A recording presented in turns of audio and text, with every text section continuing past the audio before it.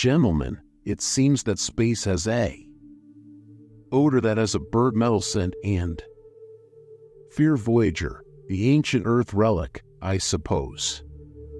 Scout had been transformed into an interstellar, floating around the periphery of our solar system over many years. Its goal, first just out of curiosity and inquiry. However, the state of Earth in recent years had altered the tranquil endeavors, swapped out with something more like humanity's feeling of reconnaissance. Wasn't the universe's only one, so they upgraded Voyager's technology, methods of communication, and in order to keep an eye out for anything questionable.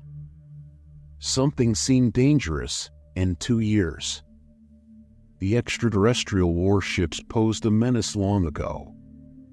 Initially showed up in whispers and visible, rippling effects on the outside of the hardly perceptible solar system on the most sophisticated scanners on Earth when Voyager detected the signal back as an irregular, twisted pulse that no one was just aware of what it was. Enormous, and it was approaching, isn't it? Did someone assume we wouldn't, or was it just me? See a full-fledged armada cruising through Captain Nielsen's asteroid belt in the over the communications, a voice crackled.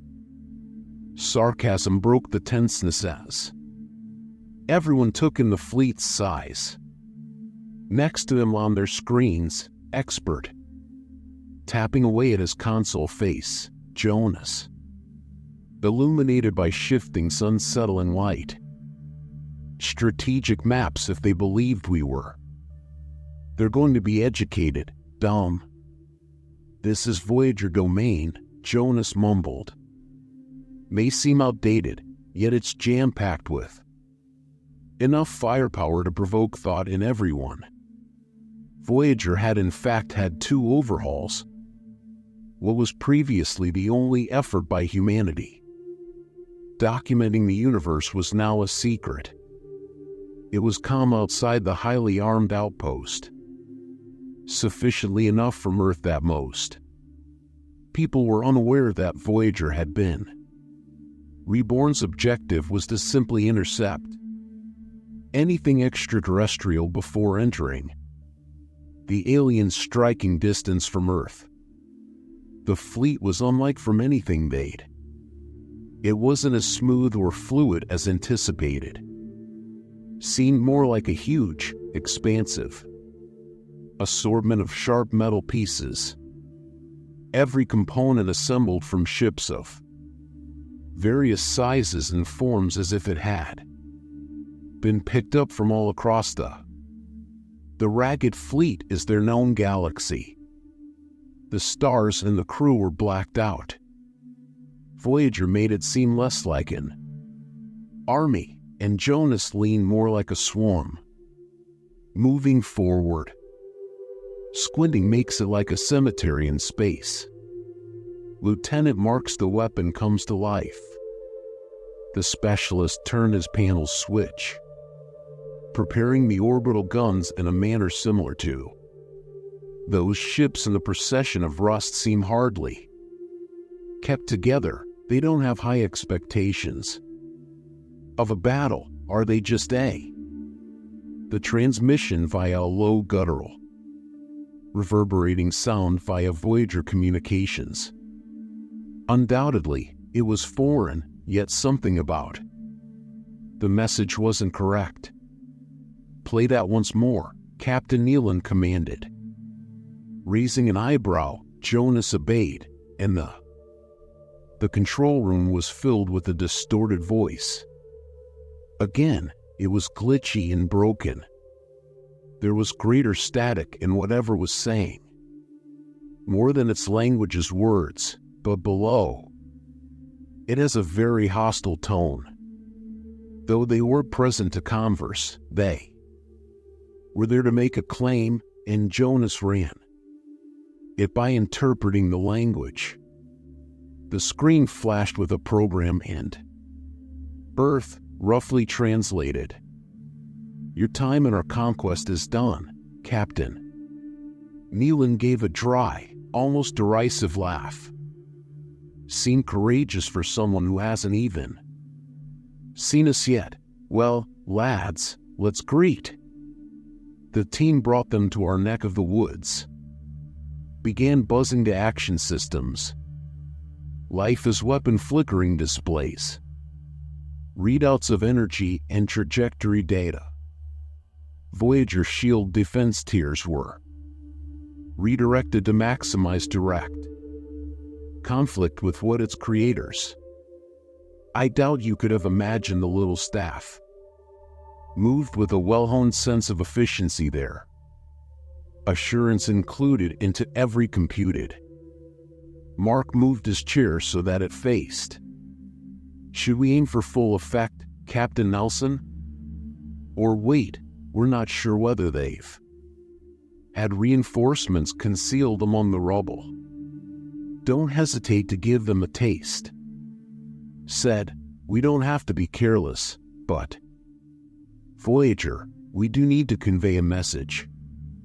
Moved in closer, just enough to be seen as more than a dot in comparison to the vacuum quietly focused its recently acquired rail gun directly in the center of the. A gentle whine filled the oncoming fleet control room as the weapon was being charged. There was a short, quiet fray. Brief delay when Voyager adjusted its aim. The rail cannon then discharged a beam of flames of energy pierced the night, ripping through an extraterrestrial vessel. It erupted into a quick flash of light. Pieces whirling away in quiet. The remaining alien fleet paused, stuttering for a moment as they seemed to reevaluate before responding.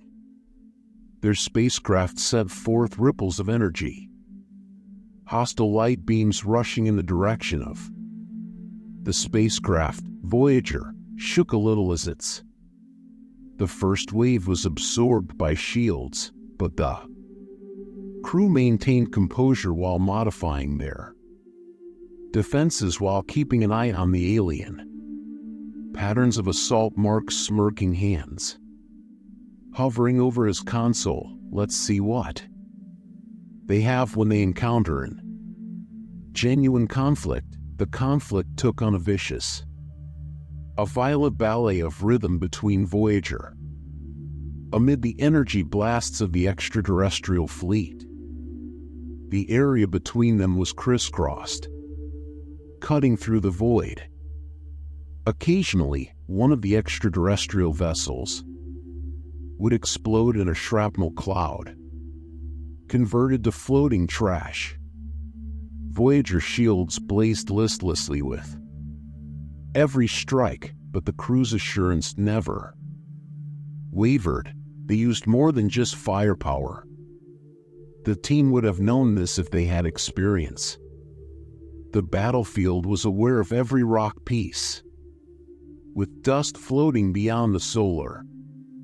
They maneuvered Voyager on the edge of the system, with accuracy, navigating the confusion. It turns out that the old ship is more than competent of surviving as the battle carried on. Jonas saw something strange on a little blip on the screen right outside He scowled at the border of the skirmish zone. Captain, I'm bending closer and picking up a signal that is distinct from the fleet's. There could be a command ship further back. Nealon looked at the screen, his gaze. They've been putting us to the test by narrowing. Is only a diversion they want to see. He went to Marks and said, how hard will we fight? Switching targets with a brief nod. It's time they got off of the command ship. Recognized the true composition of Voyagers. With a smile, Marks ran his fingertips over the control of weaponry with pleasure as the remainder of the extraterrestrial fleet kept on, adjusting the close-in Voyager's railgun, turning its focus to the origin of the enigmatic indication of perspiration ran down Marks's cheeks as he adjusted the aim while awaiting the during the ideal time. Steady, Neil whispered. In charge of a bigger, darker mass at the periphery of the conflict was inconspicuous among the stars, although the Voyager scanners were locked on fire. Rail cannon fired once more, a series of energy ripping right through the emptiness. It struck the command ship squarely, and the extraterrestrial spacecraft briefly ignited in a quiet, devastating outburst of before crashing into itself, flame. Debris flying in all directions like a swarm of fireflies into the alien fleet's darkness seemed to hesitate, confused there. The reaction was disorganized and dispersed without a leader to lead each of them individually. Some ships began to pull apart in a last-ditch effort to escape Nelson. He reclined in his chair and saw the scenario develop with a contented grin. It seems that they have just discovered whose the team is protecting the solar system. Burst into laughing, the stress releasing itself into assurance when seeing the extraterrestrial. The fleet went into a panic, although this wasn't. It was a warning, not only a defense. From the very tip of the world, humanity has transmitted. They had claimed the solar system as their domain, Voyager's old system and their own. Their sentinel was tough and equipped. However, Jonas's console blinked once more, disrupting what he was looking at. Captain, I'm frowning at the screen. Pulling up something larger than. Much larger. Nielsen's grin dimmed as he looked at the dim shape on the screen of something enormous that was hiding just beyond their scanner's boundaries. The conflict had not yet been resolved. Jonas's console showed pulsing readings, wildly as the shape became more definite. Whatever lurked beyond the rubble. The pitch was huge, far bigger than any of the vessels they had just encountered. A feeling uncomfortable quietness infiltrated the control. Okay, room captain, it's really. Jonas claimed the city was having trouble maintaining his vocal mass measurements are free of tremor. Imply that there is just one structure. Captain, maybe a carrier of some kind. Nielsen squinted as he examined. They brought the whole screen. Didn't the neighborhood get along? Let's determine the issue we're facing. Voyager sensors extend in the direction of the enormous object, gathering any information. From the vague readings, they were able to. The screen's picture displayed a vast, massive sections of a fortress-like structure. Of it seemed bristling and strongly armored. It has shield nodes and weapon ports.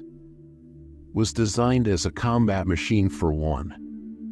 Intent to subdue. Marks released a low whistle. It's large enough to initiate an independent invasion, which describes the remaining fleet. Nailen. They were the decoys clearing, they murmured. This beast's trail is a crackling of. The tension was broken by static. By a deep, rumbling voice that was more sophisticated and more expressive than the previous jumbled. The phrases in the message were timed strangely, like Someone with their teeth clenched. "Humans, you're overmatched," it said. "Give up, and your world will be spared." Nealon leaned in needless agony, forward addressing the message. "Give up, you attempted to smuggle in. Failed to bring an armada into our backyard. Terribly, maybe you ought to. Consider taking a moment to turn back." The voice replied with a hint of amusement. "We can't take this much. Vessel by alone has more power than.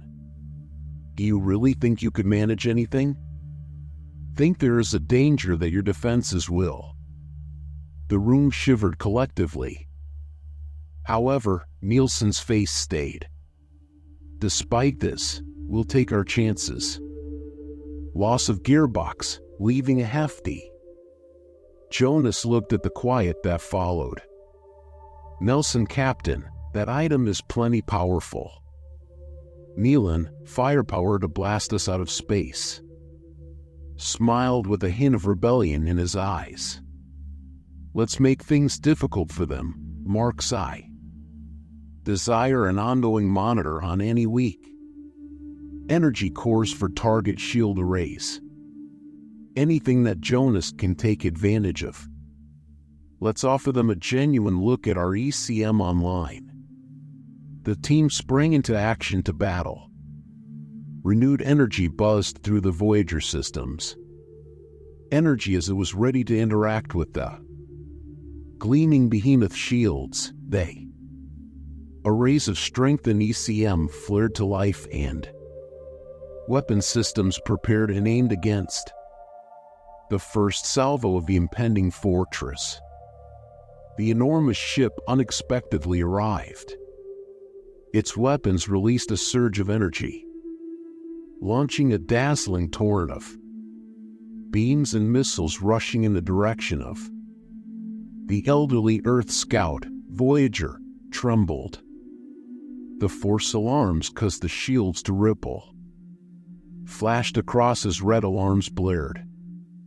Their displays, but there were markings on Voyager. Modified the targeting systems, identifying a weak place close to the back. "I have a little breach in my shield array. Captain, their rear shielding is narrow, but we may be able to if we strike it hard," Nealon said, "to punch through perfect. Transfer energy to the primary cannon target. The rail gun is headed directly at that gap. Electrified, buzzing with vitality, locking. Upon Flu's objective, marks his hands, tuning each over the controls. Captain, fire the rail with the detail locked on." A brilliant streak of light was shot by the gun, tearing into the shadows and directly towards the area of weakness in the projectile shielded by an extraterrestrial carrier. Punched home, creating a hole in the. A moment later, a shield array. A section of the outer hull of the ship gave way, revealing armor layers below. The fortress reacted right away, shifting and strengthening the diminished shield, but the gap had been sufficient. The crew of the Voyager saw what? Located outside a reactor network, extending across the inside of the carrier. Linked by substantial conduits, they'd discovered the source of electricity for the ship. Jonas smiled, releasing the strain for a moment. "When we opened it, Captain, it's..."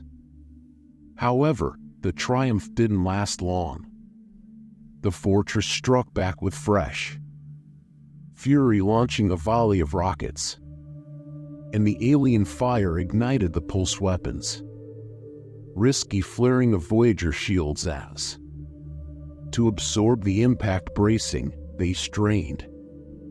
The spacecraft rocked, and Nealon barked. Sparks burst fiercely from the the hull's creaking control panels, and the lights flickered, indicating damage. However, the shields barely contained Nelson. Examined Jonas's reading status. Worked over the situation, shaking his head. Static shields have decreased to 50% once again. Struck like that, and we're examining. Clenching of Nielsen's jaw due to structural damage. Time was running out for them. However, they couldn't retreat if they couldn't stop this event from happening here. Arrive on Earth, there wouldn't be a second chance. Okay, Nelson responded, "Hey, Sharp. Jonas, this is our chance to reorganize our ECM will interfere with their targeting systems. Let's get a time series, Mark. Prepare detonations that we will maintain, striking that vulnerable area until it breaks." The team started working on system resets, directing energy onto shields and weapons as fast as she could. Voyager danced through the empty space around the relentless fire of the stronghold. With each Voyager would respond with a bombardment, firing time bombs at the vulnerable. The fortress was shaken by every shot, further undermining its armor. However, it still contained a massive beast that defied them. Finally, with unwavering perseverance, Jonas detected an increase on his console. "Captain, an energy spike is what I'm getting from there. I believe that we are on the verge of an overload." Phase focus illuminated Neil's eyes. "So let's verify its markings and continue pounding. Specific location this time, we offer it up for." The console of good Jonas blared with a "They have lost containment," despite the jubilant beep. Nealon saw as being destabilized by the reactor. "Jonas, what is the trajectory of their chance?" The fingers of Jonas sped over the console. "Looking at the facts, it's slipping. If when it blows up, it will be too far away to harm us in any way." But an abrupt surge of energy on his screen disconnected him. The fortress was destabilizing more quickly than they would. As expected, Captain Jonah yelled, "It's..." critically examining Captain Nelson's eyes. Scurried around the displays evaluating. "Every reading is okay, so everyone should be ready. That thing is going to blow up, you guys. And we would prefer not to be present when it..." Has Mark turned his console around to face you? "We're not at a safe place, broad Captain. Distance, we're VAP if it goes now." After Nealon was done, he took a stabilizing. "Get us as far away from it as possible, Jonas. As you can, and give me all you have of speed. We have diverted left markings. Strength from shields to weapons, let's purchase. We give the crew a couple more seconds." Began working with frenzied speed.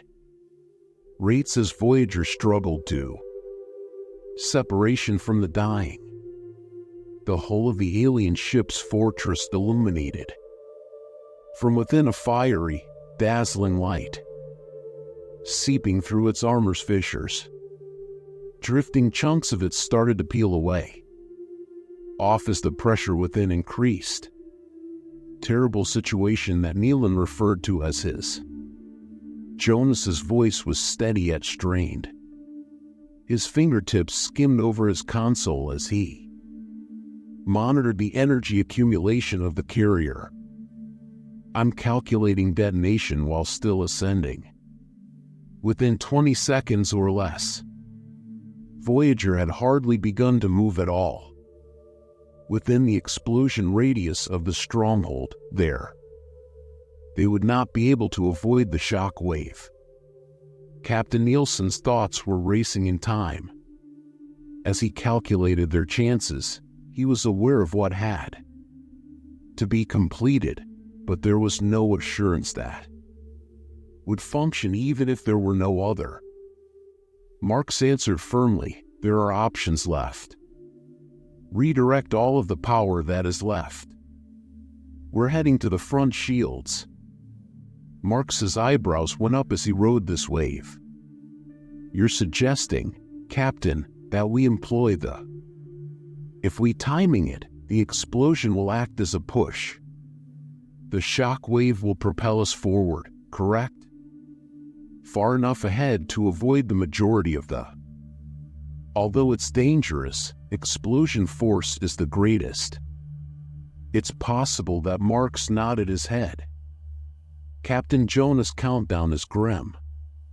Ticked away every second on his screen. It seems like forever as Voyager. It was orientated towards the edge, bow first, of the blast zone that the crew contained.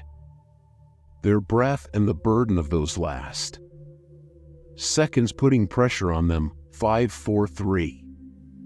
Propelled across space, the Voyager, by the destructive wave behind it, the control room was a flashing mess. Warns of static and red lights, but against. In all likelihood, the shields kept the injured. The ship rushed forth, propelled more quickly than ever after its engines took it to Nielsen's. A voice broke the quiet, serene, and stable damage report. Jonas conducted a brief. "Examine your trembling fingers from the adrenaline. 10% shield's total integrity is surprisingly undamaged. We took some structural damage, however it seems to..." Marx chuckled shakily, "We're stable." I'll feel both relieved and shocked. "Damned, Captain, we did ride that." Captain Nelson permitted it. A little grin on his face prevented them from believe they could enter our garden by waltzing without repercussions, like the original. As the strain subsided, Jonas looked at his captain. "I'm still furrowing my brow at the scanner." Detecting a signal, Nealon tensed, bending over the console of Jonas. "From what?" "I believe it's coming from a faint little vessel towards the border of the... It seems that the debris field is an escape pod." Squinting, Jonas adjusted the scanner. Only living thing on board. The crew looked at each other warily. It was one of... Nielsen believed there was an extraterrestrial survivor. "Bring it on screen for a bit." Picture first seemed hazy, then elaborating on a small view. There was a lone extraterrestrial in the escape pod. Person wearing black armor, covered in blood, and slumping against the controls of the pod. He was observing them with a mixture of resistance and reluctant regard for Jonas. Turned on the comm, and after a while, the control was filled with the alien's voice. This time, there was no rage in the room. Pretending to be strong while fighting the... His voice strained more. The alien replied. "More strength than we had expected. This was not our first conflict, but it may be our..." Finally, Malin bent forward to examine the... "Why are you here, alien?" "Why the extraterrestrial site didn't reach target Earth." "Because your type is hazardous. Don't hesitate. Unlike any that we have encountered, this was only the first wave to determine your... There are various defenses available. Observing and waiting, but maybe now they will reconsider the notice that was hung in the dark and foreboding atmosphere of humanity's. Tenacity of the Voyager's defense the absolute. Persistence of one outpost maintaining its. Standing up to a whole armada, it had been sufficient to temporarily halt the tide of conflict, but Earth's protectors understood that this was just the start, Captain. Nealon's gaze met the aliens. Expression strong, tell your staff what occurred here, inform them that Earth doesn't give up, and if they return, they'll get more for the alien than they bargained for. Nodded slowly and wearily, maybe they will. As the alien said, the comm became quiet. Cut the escape pod's gearbox. When the engine sputtered to life, it turned, gradually moving away from the crew of Voyager. Saw the pod disappear into the invalidate a single survivor of a disaster. Invasion with a caution in tow. It would reverberate across Nealon's stars. Returned to his team, his eyes brimming with, "Okay, everyone, let's get the goal." After being repaired, this ship sailed home. We deserve a lengthy debriefing on Earth,